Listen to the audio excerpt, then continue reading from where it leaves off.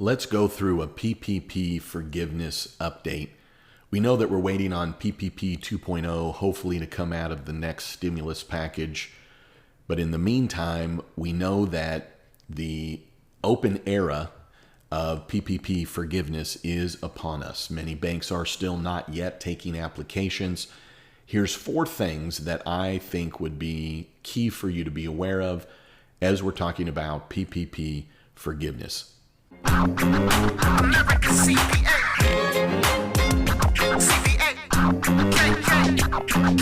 JJ the CPA here. Hope you're doing well. Take a minute right now, if you would, and click subscribe if you're not already. I'm a practicing CPA of 27 years. The videos that I'm putting together are not only to help you, but my clients. So I think that I bring a different type of value in the information that I'm sharing. So thanks for joining me on the PPP forgiveness. 4 things I would like to cover real quick with you. Number 1, you need to just elect the 24-week period. I still have yet to find any advantage to electing the 8-week period. For those of you that are so concerned that you want to hurry and get it over with, well, at this point, you still might elect the 24-week period because you can hand in your application for forgiveness before the 24-week period is up. For the self-employed, elect the 24-week period. It does not mean that you then have to have your PPP last for 24 weeks. I have other videos on the coverage of the self-employed. I have other videos on the step-by-step. I'll put a link to those playlists for employers and the self-employed as it relates to PPP forgiveness. But what I want you to focus in on right now is the 24-week option is the no-brainer option. The key here is there's no box to check to say I'm doing the 24-week or the 8-week. So the most important thing you need to do on your application is indicate your dates that are a 24-week period. Your disbursement date is the beginning of your covered period plus 168 days. Your covered period begins with your disbursement date plus the 24 weeks. Even if you're handing in the application before the end of that covered period listed, you will still list that. Why? Well, because of number 2. You're going to be able to include 24 weeks of payroll to your employees. For the owners and the self-employed, you're going to take your compensation for 2019 divided by 12 times 2.5, which should match the amount of calculation that was used to obtain the PPP in the first place, which means that you're getting the maximum amount of time, the maximum amount of expenses to be able to include to achieve full forgiveness. When we're talking about what you're including, keep in mind this. If you have a $50,000 PPP loan, you're not saying, here's how I spent the $50,000. When you hand in the application for forgiveness, what you're indicating is, here's the disbursement date, here's my ending covered period date, and in that period of time, here's how much payroll, rent, utilities, and interest I had, paid and incurred.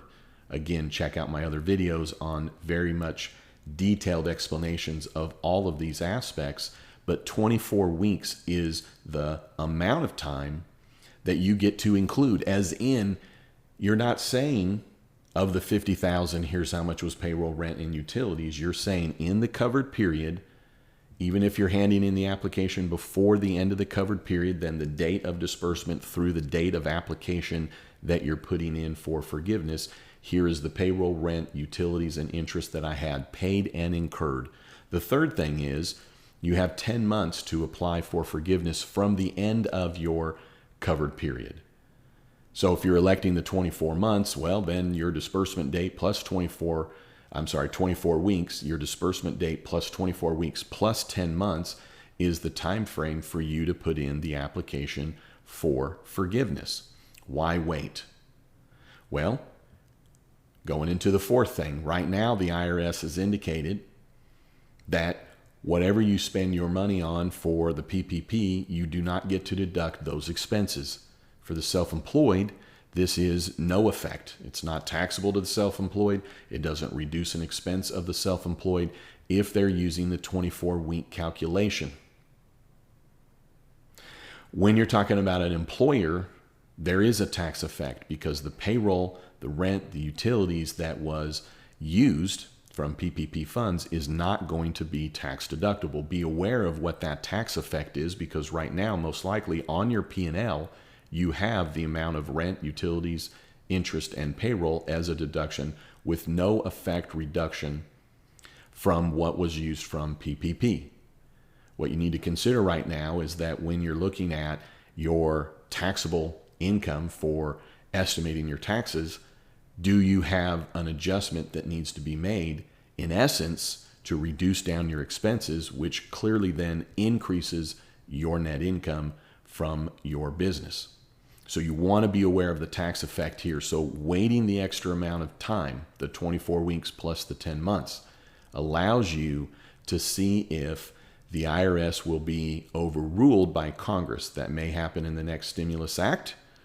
I more likely think it will happen in next tax season when everybody goes to file their returns, and many will still be surprised of the tax effect, meaning there will be a reduction in their expenses, and therefore you will have Congress that is going to have an outcry of the unfairness of the tax effect of PPP. PPP was loaned out. You were required to use all of it. You were required to use it for covered expenses. So there is no money left over to cover the tax effect. So get with your tax advisor right now and understand the tax effects of that. I would say that's more important to understand right now than the when should I put in for PPP forgiveness application. So 24 weeks is what you should elect, in my opinion. You need to include all the rent, utilities, interest, and payroll during the covered period. If you are putting in application for forgiveness before the 24 weeks, you're still going to list the 24 weeks as the covered period, and you will then only include payroll from the date of disbursement to the date that you are putting in for forgiveness. Waiting the 10 months is giving you maximum of time to ensure that you understand the tax effects, which is the fourth point, and potentially in the next stimulus package or the one after that, if there is one, automatic forgiveness of PPP may come into play. Lastly, I'll note with this PPP forgiveness update, I don't believe that there'll be any requirement to obtain PPP 2.0 that you will have to put in application for forgiveness of PPP 1.0. For businesses that are going to get both, there's most likely going to be some kind of combination type reporting. At the end of the day, it makes a lot of sense in this environment right now, September 20th, to wait.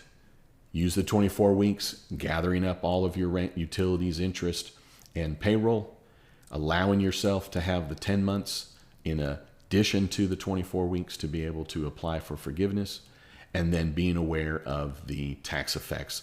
I do believe that PPP 2.0 will be included in the next stimulus act. I do think those that got PPP in the first round will be eligible for PPP in the second round, but there will be a qualifier.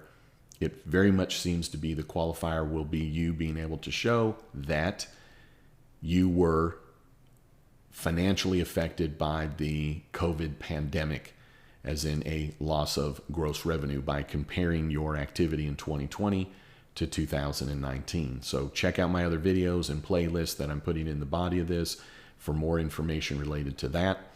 Stay tuned for the next couple of weeks, especially because as we are going to hopefully see a stimulus package surface, there'll be lots of things to know related to obtaining PPP 2.0. All right, hey, if you made it to here, hopefully I provided some value. If you're not a subscriber, I'd love it if you would. And then don't you ever forget, you've never met a CPA quite like me. All right, hey, have a great day. You know what it is, man. Hey, we about to crack the CPA code. JJ the CPA, what up?